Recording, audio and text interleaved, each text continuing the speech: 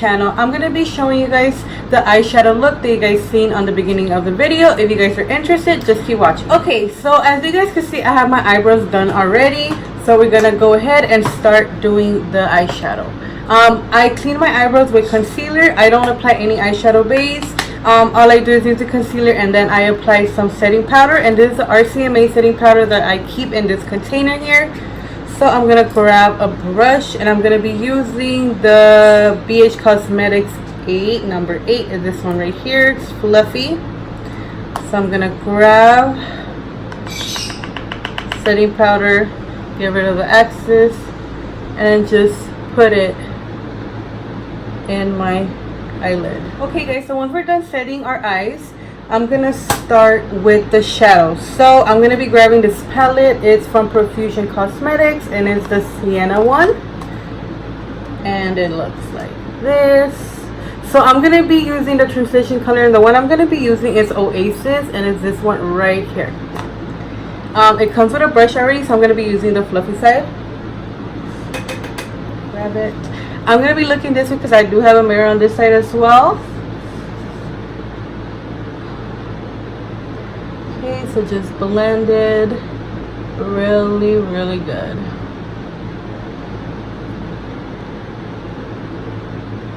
Okay.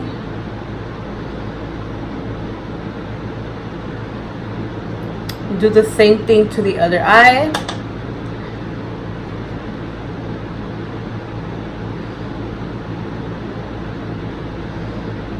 Okay, make sure you guys are blending really, really good. And apply little by little, guys. It's better to start with a little bit and work your way